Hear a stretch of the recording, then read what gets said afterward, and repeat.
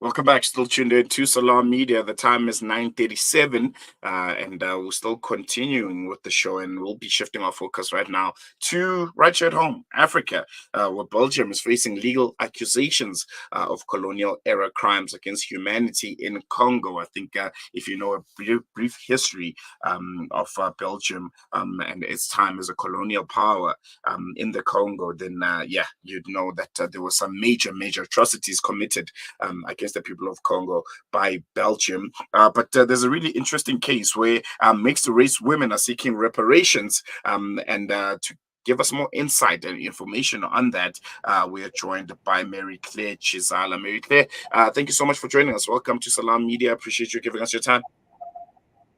Thank you so much for having me. All right. I think first and foremost, if you can just provide us with some historical context about Belgium's colonial rule in the Congo, and the importance of this current legal battle and what it entails. Okay. So obviously it's looking back at the history and how it all started, right? So in the era of King Leopold II, ironically, this guy never stepped a foot in Congo, right? But he had so much power and authority over what was happening in Congo and the resources, and also the atrocities that he was committing. So he was producing rubber and a lot of ivory materials in Congo. So if people were not meeting production line or anything like that, you would amputate their arms and hands. So that was like a crazy thing that was happening, and millions of people were put through this line of, if they were not meeting target or anything, their hands were chopped off. It was crazy. And we thought, okay, since Belgium was trying to, intervene and maybe kind of stop King Leopold's atrocities, by them coming into power, things were going to change for the better. But that just only changed for the worse. And then we started seeing this whole systematic violence. So the repetition of history repeating itself. And even till now, DRC still remains in poverty. And if we're looking at the case that's currently happening now with the mixed race, so there was thing of Congolese mothers and Belgian fathers giving birth to kids, right? And a lot of the reasons was, they wanted to take these kids from Congo, from their mothers, and send them over to Belgium. And this was, remembering, this was not only happening in Congo, it also happened in Rwanda and Burundi. They were taking these kids, like removing them from their homeland, to put them in a foreign land, sending them to religious institutions, and even sending them to adoption centers. So number one, not am I only losing my identity, I'm also losing my family. Mm. Mm, mm, mm. The plaintiffs are seeking justice and reparations. In your view, what kind of reparations would be most appropriate to this case and to these women? Okay, so what type of reparation? So we're seeing that, yes, in 2019, if I'm not mistaken, the Belgium, they had a public apology. But is an apology enough? An apology without action, what does that do? So yes, compensating them could possibly go, but can you put a price to people's, emotional trauma? Because this is generational trauma that has affected the lives of many people who have been separated from where they're coming from. So now, what do I do? Yes, you're going to pay me for all of this, but is it really going to heal the wound? Because these people are really wounded. So when it comes to all of this, it's firstly, they need to admit they were wrong. So they need to be held accountable for the atrocities that were committed in the past. So yes, in as much as reparation is really needed, but they need to admit and kind of console these families and tell them exactly why these atrocities were committed. Because history has a way of repeating itself. So if it's not really spoken about, we'll see a repetition of things like that really happening again. And you mentioned that Belgium did, formally apologize to the people of the Congo.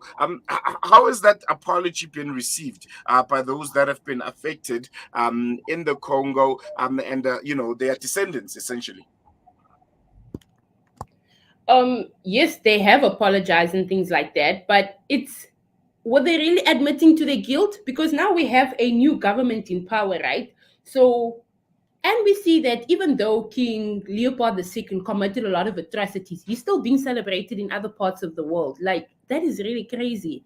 So people can commit crime because, number one, it's an act against humanity. That's a violent act against humanity. And when we speak about human rights, we always emphasize on the issue of the two principles, which is respect and dignity. So, number one, you're disrespecting these people's dignity and not really caring about their lives because they were separated from their family, from to Mm, a very foreign land. Some and also a lot of them were younger kids, 2 years old, being separated from their mother. You want to have that motherly love, and they grew up in orphanages. Some of them were enslaved and abused. There was a lot of things that happened to these people, to these young kids when they were younger. Now they're growing up with this, and they need to explain to their own children, this is what I went through as a young person or as a child in Belgium, being separated from my family in Africa. mm, mm, mm. Do you think the stance that was taken by these women is one that more of African countries and people that have experienced the atrocities committed by the former colonial quote unquote masters of the time need to do? Should more Africans seek reparations from colonial crimes that were committed against them? I definitely think they should because Africa will never be the same again. And in as much as we want to say, oh, a lot of countries are celebrating independence, are we really free from independence? Currently, there's still a war happening in Congo. That is still Mm, currently happening. There's still wars happening in other countries in Congo. But the issue lies is that we as Africans ourselves, especially as the youth of today, because I'm currently 21, right? mm, All the knowledge that I have is based on research that I've done and listening to testimonies and stories from other people. But as young people, we are not really aware of what really happened in the past and how it's really affecting us now. So history keeps repeating itself. So if there's no raising awareness or people are being well informed of what really happened in the past, it's going to still affect us in the now. Definitely. I think we're going to leave it on that note. Mary Claire Chizala, Africa Unite peer educator. Thank you so much for giving us your time. Really appreciate it. Thank you so much for having me. There you have it. Yeah, reparations. I think it's a very, very contentious issue all across post-colonial Africa. I think Mary Claire making a really, really important point that are we really free? Um, does Africa deserve reparations from all of the former colonial masters that have taken so much from the continent, and the effects are still felt by us, new generation, young people that have never seen it, never felt it, but we're still affected by it. I think she makes a good point about what's currently happening in the Congo and all across Africa.